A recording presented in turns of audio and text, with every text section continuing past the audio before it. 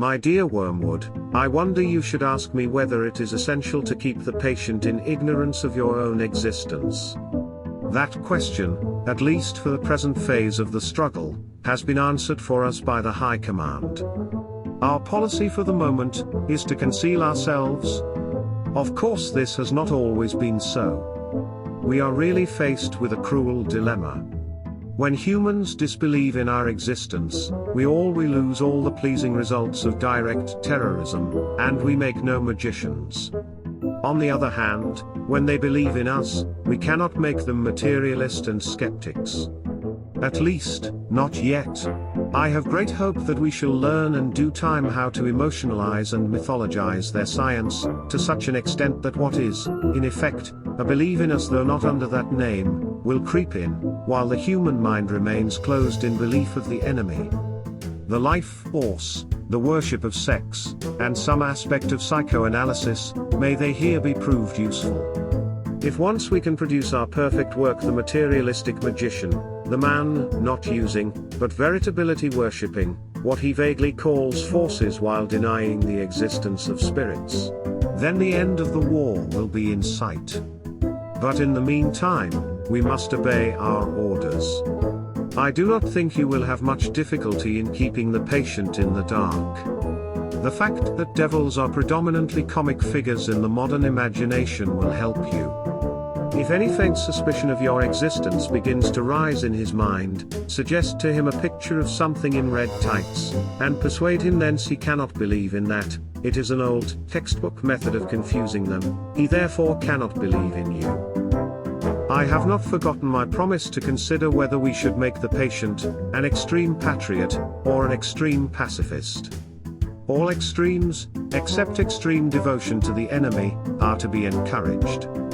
Not always, but of course, but at this time. Some ages are lukewarm and complacent, and then it is our business to soothe them yet faster asleep.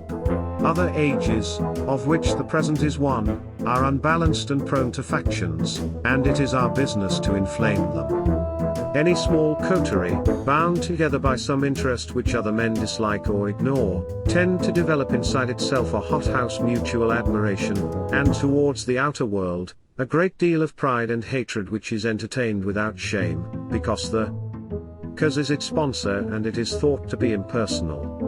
Even when the little group exists originally for the enemies on purpose, this remains true. We want the church to be small, not only that fewer men may know the enemy, but also that those who do may acquire the uneasy intensity and the defensive self-righteousness of a secret society or a clique. The church herself is, of course, heavily defended, and we have never yet quite succeeded in having all the characteristics of a faction, but subordinate factions within her have often produced admirable results, from the parties of Paul and of Apollos at Corinth, down to the high and low parties in the Church of England. If your patient can be induced to become a conscientious objector, he will automatically find himself one of the small, vocal, organized, and unpopular societies, and the effect of this, on one so new to Christianity, will almost certainly be good. But only almost certainly. Has he had serious doubts about the lawfulness of serving in a just war before this present war began?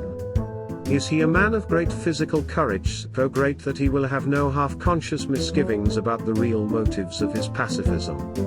Can he, the nearest to honesty, no human is ever wearing near, feel fully convinced that he is activated wholly by the desire to obey the enemy? If he is that sort of man, his pacifism will probably not do us much good, and the enemy will probably protect him from the usual consequences of belonging to a sect. Your best plan, in this case, would be to attempt a sudden, confused, emotional crisis, from which he might emerge as an uneasy convert to patriotism. Such things can often be managed. But if he is the man I take him to be, try pacifism. Whatever he adopts, your main task will be the same. Let him begin by treating the patriotism or the pacifism as part of his religion. Then let him, under the influence of the partisan spirit, come to regard it as the most important part.